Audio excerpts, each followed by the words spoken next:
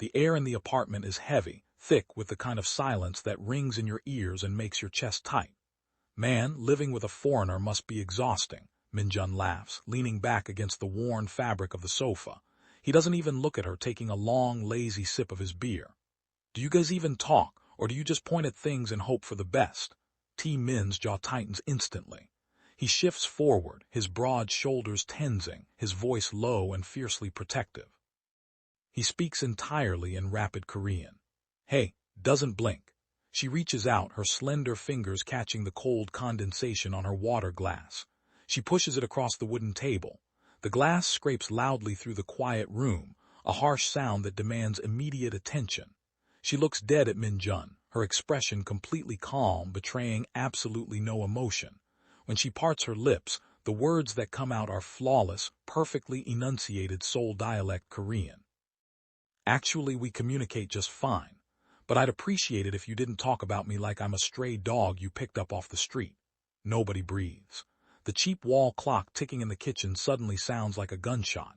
Min mouth literally falls open, the beer bottle slipping slightly in his grip. Slowly, with agonizing precision, Ember shifts her gaze to Tae Min. He is completely frozen. The shock, the embarrassment, and a quiet, devastating realization flood his dark eyes all at once. Stares at her as if looking at a ghost. You. His voice drops to a hollow, broken whisper. You understood us, this whole time. To understand how a single sentence could shatter an entire reality, we have to rewind the tape to a rainy Tuesday, exactly 3 months earlier. The rain in Seoul doesn't just fall, it bites. It is a relentless, unforgiving downpour. Ember stands in the narrow, dimly lit hallway of a brick apartment building, wrestling 2 massive suitcases that hold her entire life. She is 27, running on 3 hours of sleep, and functioning solely on the sheer relief of finally finding a lease she can afford. The landlord, Mrs. Han, a woman with a warm, crinkling smile and the chaotic energy of a protective aunt, pushes the apartment door open. Standing in the middle of the small, meticulously kept living room is Tae Min. He is 29, wearing an oversized gray hoodie, his dark hair falling messy and damp into his eyes. He freezes mid-step, looking from Mrs. Han to Ember with a sudden flash of mild, unspoken panic. He clears his throat, bows awkwardly, and forces a strained, visibly tight smile. "Hello," he says. His English is slow, heavily weighed down by hesitation and a thick accent. "Nice. Meet you." Ember smiles warmly, bowing in return. She doesn't say a word about her fluency. She just nods, letting the silence settle between them. For years, she has watched people change the moment they realize she speaks their language perfectly. They become performative. They test her. They overcompensate or they completely shut down. She is exhausted from being an exhibit. She just wants to exist in peace. She wants to see who people are when they think nobody is listening. This is real Soul Stories. This story is just starting. Please like, subscribe, and comment where you're watching us from. Now let's continue. Later that night, the apartment is dead quiet. The storm still rages outside, raindrops pelting the single-bedroom window. Ember is unpacking her clothes, carefully placing folded sweaters into a small dresser, when she hears the low, rumbling murmur of Tae Min's voice through the thin drywall. He is on the phone. "I hope this won't be awkward," he groans in rapid, comfortable Korean. He sounds completely different from the stiff, formal man she met just hours ago. His voice is deeper, relaxed, yet threaded with anxiety. "I've never lived with a foreigner before. My English is terrible. What if there's an emergency and I can't explain it?" A pause. Through the wall, she hears him sigh heavily, the sound of his footsteps packing the wooden floorboards. "She seems nice, though," he murmurs softly. "I just don't want to make her uncomfortable." He isn't mocking her. He isn't arrogant. He isn't annoyed by her presence. He is just genuinely, entirely nervous. Sitting on the edge of her unmade bed, Ember smiles into the dark room. Right then, she makes the decision. She isn't going to tell him. Not yet. The slow burn begins in the quiet, unremarkable spaces between them. It isn't built on dramatic declarations or cinematic gestures. It is built on the silent observation of a shared routine. 2 weeks into their arrangement, the unspoken dynamic takes shape. Ember is running late. She attempts to make breakfast before an early morning seminar, moving frantically around the small kitchen. She entirely burns her toast, the smoke alarm letting out a brief, piercing chirp. Panicking, she scrapes the charred remains into the trash, violently scrubs the ruined frying pan, and rushes out the door with wet hair. She assumes he didn't notice. She assumes it is just another forgotten morning. But the next day, sitting precisely on the center of the stove, is a brand new, high-quality non-stick pan. It still has the store tag wrapped around the handle. Tae Min is nowhere to be found. He never mentions the smoke alarm. He never brings up the ruined pan. She never thanks him. The new pan simply becomes a permanent fixture in their shared life. Days later, the heavy summer monsoon rains return with a vengeance. Ember is perpetually forgetting her umbrella, a habit she curses under her breath as she stands in the living room, staring out the window at the gray sheet of water. She calculates how fast she can sprint the 4 blocks to the subway station without ruining her notes. She turns to leave, pulling her jacket tight around her shoulders. As she opens the front door, she stops. Leaning perfectly against the doorframe, directly in her line of sight, is a sleek, black umbrella. Ember turns her head. Tae Min is in the kitchen. His back is rigidly turned to her, his shoulders tense. He is aggressively focused on pouring a cup of coffee, staring intensely at the dark liquid so he doesn't have to acknowledge what he just did. "Thank you," she calls out softly in English, her voice barely carrying over the sound of the rain. Tae Min flinches slightly. He waves a hand in the air without turning around, a dismissive, awkward gesture. "Ah, yes. Okay," he mutters thickly. He is observant. He watches her when he thinks she isn't looking. He notices the small things, the micro-habits she doesn't even realize she has. And because she understands every muttered word under his breath, she notices him too. She sits on the sofa reading a textbook, perfectly still, while she hears him in the hallway cursing out his project manager in colorful, highly inventive Korean. "If that man asks me to revise the code one more time, I am throwing his keyboard into the Han River," he mutters viciously, kicking his shoes off. Ember bites the inside of her cheek to stop the laugh from escaping, carefully turning a page in her book. She listens to him sing terribly, completely off-key pop ballads while taking a shower. He belts out the high notes with tragic, unearned confidence. She smiles into her pillow at night, listening to every missed note echo through the plumbing. She watches him struggle late one Friday night at the small dining table. He has his head in his hands, pulling at his hair as he tries to translate a software presentation from Korean into English. He groans, muttering about grammar rules that make absolutely no sense. While he steps into the bathroom to wash his face, Ember slides out of her room. She approaches the table, quickly scanning his open notebook. She quietly rewrites the awkward phrasing on his notes, fixing the disjointed syntax. Before she retreats to her room, she leaves a small yellow sticky note right on top of his laptop keyboard. It simply says, "Google Translate is getting better." Asterisk. When she hears his footsteps return, she holds her breath behind her closed door. She hears the rustle of paper, a long pause, and then a soft, unmistakable chuckle. The safety between them begins to deepen. It wraps around them like a heavy, invisible blanket. They are 2 solitary people existing in a shared space, communicating in broken English, small favors and unspoken gestures. They are dancing around a massive secret, but the rhythm is entirely intoxicating. Summer slowly bleeds into autumn, the oppressive humidity of Seoul breaking into crisp, biting evenings. As the temperature drops outside, the atmosphere inside the small apartment shifts. It transforms from a mere shared living space into a quiet, heavily guarded sanctuary. The invisible boundary lines they drew during their first week begin to blur. It happens late one Tuesday night in November. A sudden, violent windstorm rolls over the city, rattling the window panes. Without warning, the power grid flickers, emits a low hum, and dies completely. The apartment is plunged into absolute, suffocating darkness.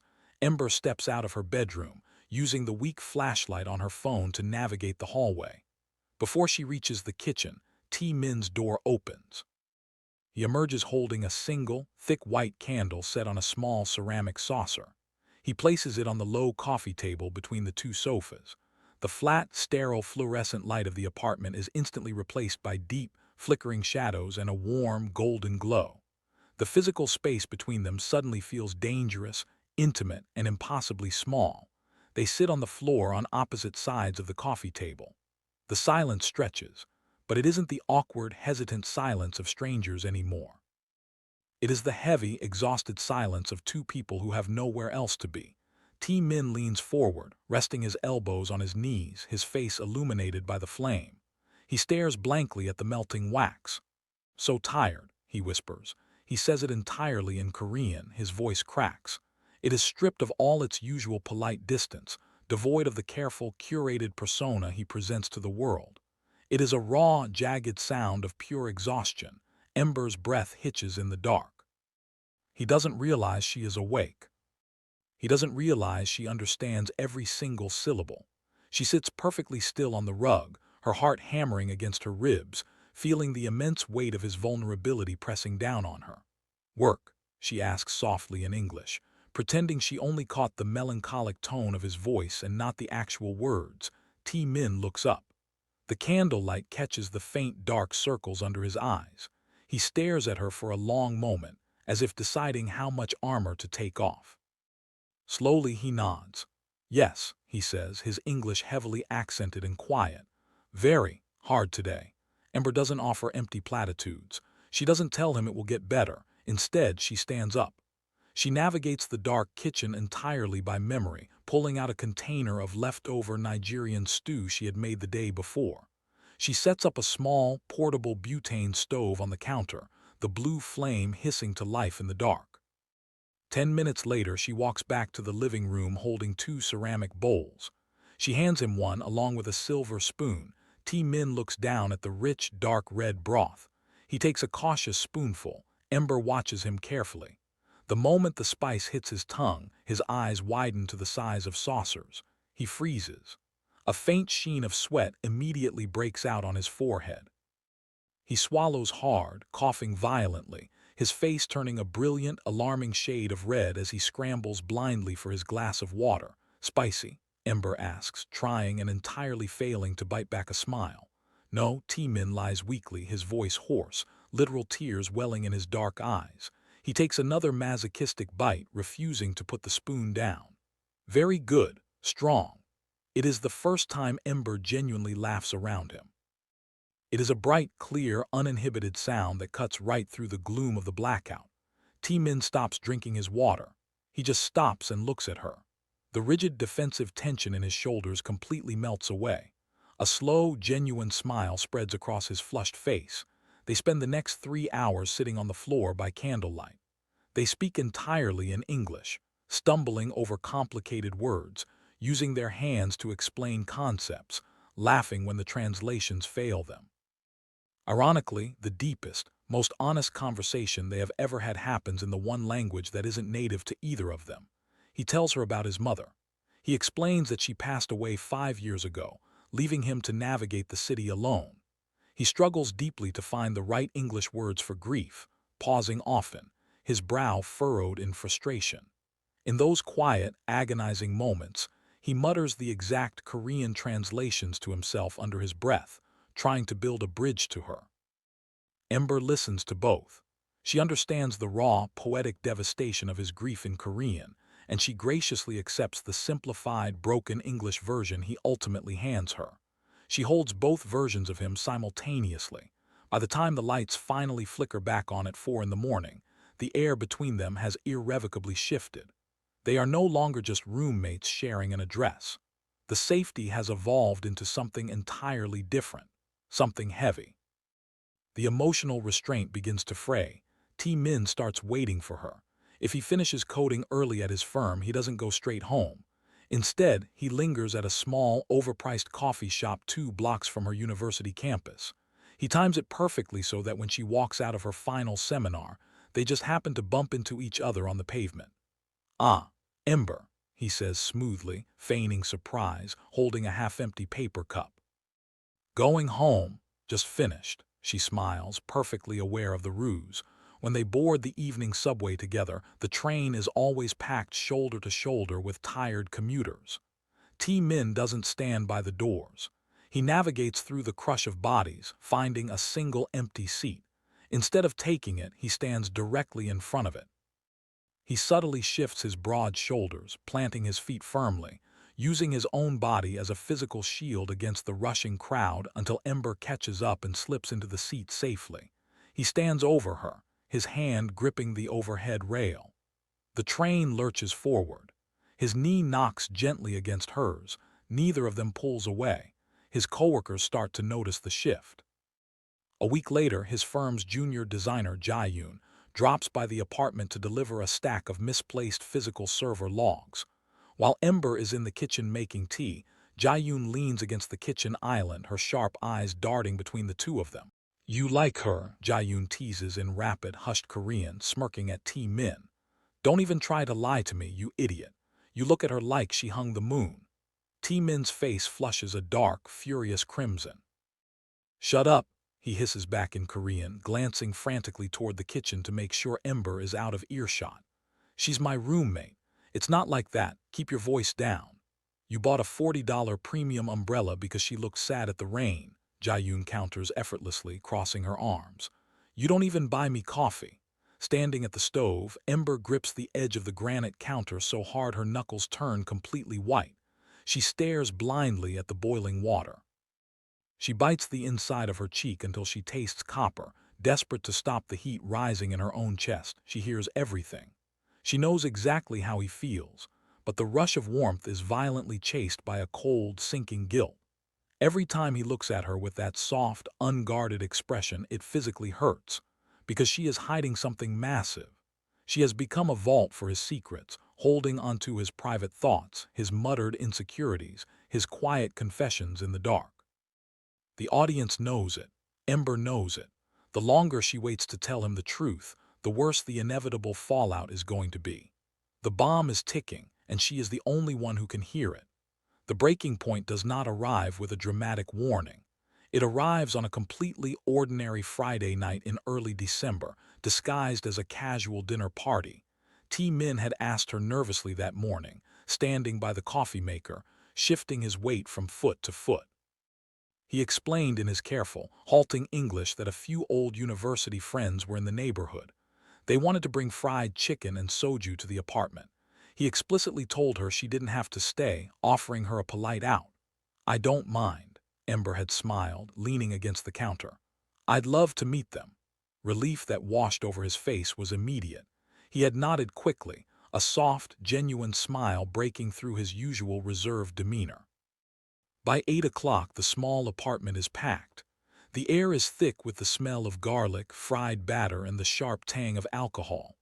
There are three of them: Jae-yoon, who gives Ember a warm, knowing wink, a quiet guy named Do-yeon, and Min-jun, a loud, charismatic engineer who immediately takes up the majority of the sofa. At first they try. They really do. For the first 20 minutes, the conversation is a chaotic, strained mix of broken English and overly exaggerated hand gestures. Ember plays her part perfectly, smiling politely, laughing at the physical comedy, and offering up simple, easily digestible sentences. But alcohol is a powerful solvent for good intentions. As the green soju bottles pile up on the coffee table, the English slowly evaporates. It is replaced by rapid, comfortable, slurred Korean. Ember sits quietly in the armchair adjacent to the sofa, a half-empty glass of water in her hand. She adopts the universal posture of the polite foreigner, a pleasant, slightly vacant smile, her eyes occasionally dropping to her phone as if she is politely entertaining herself while letting them catch up. She is not entertaining herself. She is listening to absolutely everything. "So," Min-jun says, pouring another shot for Tae Min. He leans forward, dropping his voice just a fraction, though there is no real need. "Are you going to make a move, or are you just going to continue staring at her like a tragic Victorian ghost?" Tae Min chokes on his drink. He thumps his chest, his face turning a brilliant shade of crimson. "Shut your mouth," Tae Min hisses in Korean, his eyes darting frantically toward Ember. Ember doesn't look up from her phone screen. She very deliberately scrolls down a blank webpage, her heart hammering violently against her ribs. "Serious," Min-jun laughs, clearly enjoying the panic. He gestures loosely toward Ember with his shot glass. She's gorgeous, and you've been single since the Cretaceous period. Just ask her out. You are out of your mind, Tae Min mutters, though he doesn't deny the attraction. He looks at Ember again. His voice softens, entirely unguarded. She wouldn't want this. She's focused on her studies. Besides, the language barrier. I can't even tell her about my day properly. How could I ask her to stay? The vulnerability in his voice makes Ember's chest physically ache. She wants to look up. She wants to answer him. She wants to tell him that she hears him, that she understands every single word, that she has already stayed. But she stays frozen. Min rolls his eyes, taking the shot. The liquor clearly makes him bolder, stripping away whatever filter he had left. Man, living with a foreigner must be exhausting, Min laughs, leaning back against the worn fabric of the sofa. He doesn't even look at Ember now, taking a long, lazy sip of his beer. Do you guys even talk, or do you just point at things and hope for the best? Tae Min's jaw tightens instantly.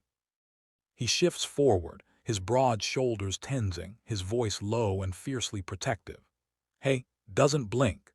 She has spent her entire life shrinking to make other people comfortable. She has hidden her intelligence, her fluency, and her awareness just to keep the peace. But sitting here, listening to this man dismiss her humanity while the man she is falling in love with tries to shield her, the restraint finally snaps. She reaches out, her slender fingers catching the cold condensation on her water glass. She pushes it across the wooden table. The glass scrapes loudly through the quiet room, a harsh sound that cuts through the hum of the refrigerator and the distant traffic. She looks dead at Min, her expression completely calm. When she parts her lips, the words that come out are flawless, perfectly enunciated Seoul dialect Korean. Actually, we communicate just fine. But I'd appreciate it if you didn't talk about me like I'm a stray dog you picked up off the street. Nobody breathes. The cheap wall clock ticking in the kitchen suddenly sounds like a gunshot. Min mouth literally falls open, the beer bottle slipping slightly in his grip. Jae-yoon covers her mouth with both hands, her eyes wide with absolute terror. Slowly, with agonizing precision, Ember shifts her gaze to Tae Min. He is completely frozen. The shock, the embarrassment, and a quiet, devastating realization flood his dark eyes all at once. He stares at her as if the woman he has been living with for 3 months has suddenly been replaced by a stranger. His voice drops to a hollow, broken whisper. You understood us. This whole time. Ember holds his gaze, her own eyes burning. She gives a single, slow nod. It takes less than 3 minutes for the apartment to empty. Min stammers out a pathetic apology, bowing so deeply he nearly hits the coffee table before scrambling for his coat. Jae-yoon simply touches Tae Min's shoulder in silent sympathy before rushing out the door. The front door clicks shut. The silence that follows is suffocating, heavy with the wreckage of a shattered reality. Tae Min stands by the window, his back to her, staring out into the dark, rain-slicked street. He isn't yelling. He isn't throwing things. The anger would be so much easier to handle. Anger is hot and burns out. What he is radiating is cold. It is a deep, profound hurt. It's not that you speak Korean, Ember. His voice is tight, strained, the words dropping like heavy stones into the quiet room.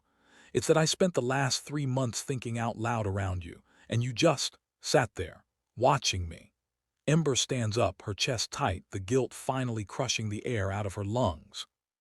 Tae Min, every time I practiced my English before talking to you, he interrupts, turning to face her. His eyes are red-rimmed, his jaw clenched so hard a muscle ticks in his cheek. Every time I complained about my day, every time I talked to myself about you, you heard all of it. Just wanted someone to treat me normally, she says, her voice breaking, the tears finally spilling over. Without the novelty, without the judgment, before they knew what I could do. Tae Min stares at her. The physical distance between them is only 10 feet, but it feels like a sprawling, impassable canyon. So who did I actually get to know? He asks, his voice barely above a whisper. The girl who only speaks English or the one who just listened to everything I said? Ember looks at him, stripping away every wall she has left. Both. He doesn't reply. He doesn't argue. He just turns away, walking down the short hallway to his bedroom. The door clicks softly shut behind him. For the next 4 days, they exist like ghosts haunting the same house. The comfortable routine is entirely broken. There is no coffee left out on the counter. There are no lingering moments in the kitchen. Every time they cross paths in the narrow hallway, Tae Min politely bows, his eyes firmly averted, retreating back into the stiff, distant stranger she met on the very first day. It breaks her heart completely, because she knows she is the one who built the wall back up. On the fifth day, the sky opens up again. It isn't a gentle drizzle. It is a torrential, soul-soaking downpour that threatens to flood the street-level entrances. Mrs. Han, the landlady, is caught outside the building's main office, struggling to keep her umbrella open while frantically jiggling a key that refuses to turn in the lock. Ember hears the commotion from the living room, the shrill, frustrated cry of the elderly woman, and she doesn't hesitate. She grabs her coat and bolts for the door. As she reaches the hallway, she finds Tae Min already there. He is soaked, his hair plastered to his forehead, having just returned from work. They lock eyes for a fleeting second. His expression is guarded, pained, before they both turn their focus to the emergency at hand. They don't speak. They don't have to. They rush out into the rain. While Tae Min tries to shield Mrs. Han with his coat, blocking the worst of the wind, Ember kneels on the wet concrete. She pulls a stiff piece of plastic from her pocket and a bobby pin from her hair, a trick she saw in an old detective documentary. Her hands are shaking, not from the cold, but from the proximity to him. He is right there, his shoulder brushing against her arm as he leans in to hold the flashlight steady. "A little to the left," she says, her voice steady despite the adrenaline. Tae Min adjusts the beam. He doesn't pull away. He watches her work, his gaze flickering from the lock to her focused, determined profile. For a moment the world narrows down to just this: the sound of the rain, the click of metal against metal, and the scent of rain and soap radiating off him. The door finally clicks open. Mrs. Han lets out a jubilant shout, patting them both on the shoulder before bustling inside. Ember and Tae Min are left standing in the damp, quiet stairwell, the heavy sound of the storm muffling the rest of the city. They are both dripping wet. Tae Min looks down at his hands, then up at her. The silence isn't the cold, suffocating wall of the last 4 days. It is heavy, yes, but it is charged with something else. It is the silence of two people who have finally run out of reasons to be angry. He realizes in that quiet, dripping moment that the girl standing in front of him is the exact same person who made him spicy food when he was exhausted. She is the same person who stayed up late to fix his presentations. She is the same person who stood in the dark with him, listening to him talk about a mother he missed. She never changed. Only his assumptions did. Tae Min lets out a long, slow breath, his shoulders finally dropping. The rigid posture he's held for days dissolves. He rubs the back of his neck, looking at the floor before meeting her eyes again. "So," he says softly, his voice rough but devoid of the sharp edge of betrayal. The singing in the shower. Ember feels a sudden, overwhelming rush of relief. It hits her so hard she almost sways. She laughs, a genuine startled sound that echoes in the small stairwell. She answers him in Korean, her voice smooth, effortless, and warm. Every single missed note. "You're truly, profoundly terrible." Tae Min shakes his head, a reluctant, crooked smile pulling at the corner of his mouth. He steps closer, closing the final 2 feet between them. The air in the stairwell feels thick with everything they haven't said. "You're a terrible roommate," he whispers, though his eyes are soft. "You lied to me for 3 months. I was protecting myself," she counters, stepping into his space. She isn't afraid anymore. "And you were making excuses not to talk to me because you were scared." He doesn't deny it. He just watches her, his gaze dropping to her lips before flicking back up to her eyes. The tension that had been a barrier is now a bridge. "I wasn't scared of you," he murmurs. "I was scared of how much I already liked you before I even knew your name." By the time the cherry blossoms bloom in the city weeks later, the apartment feels completely different. The cool, quiet distance of winter is gone, replaced by the loud, chaotic, and beautiful warmth of two people who have nothing left to hide. The living room is a mess of books and laptop chargers. They sit on the floor, sharing a takeout box of bibimbap. "Pass the water," Tae Min says casually in Korean, his hand resting near hers. Ember hands it to him without looking up from her phone. "You need to buy more rice tomorrow, you know. You eat like a growing teenager," she replies in fluent, teasing Korean. There is no pretending. There is no holding back. There is no fear of being the foreigner or the roommate. Ember leans back against the sofa, watching him eat. She thinks about that rainy Tuesday 3 months ago and the silent, terrified man who bowed to her in the hallway. She thinks about the candle, the burning toast, and the umbrella he left by the door. She realizes that he had been loving her in his own quiet, clumsy, and wonderful way long before he ever found the words to say it. Tae Min looks up, catches her staring, and pauses. He doesn't look away. He just reaches out, his fingers brushing a stray lock of hair from her forehead. His touch is light, reverent, and completely honest. He asks, his voice barely a whisper. "Nothing," she smiles, leaning into his palm. "Just listening," he laughs, a deep, comfortable sound that vibrates through the floorboards. He knows she understands. He knows she hears everything. And for the first time in his life, that is exactly what he wants. They are no longer two solitary people existing in a shared space. They are home.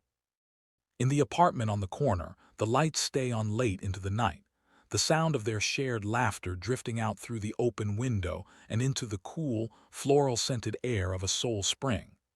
They have finally stopped observing each other and started truly seeing. And they know, with a quiet, unshakable certainty, that they are exactly where they are supposed to be. We've come to the end of this story. It was a short and beautiful one. If you loved it, please like and subscribe to support this channel. Also comment if you think what Ember did made any sense. See you on the next video.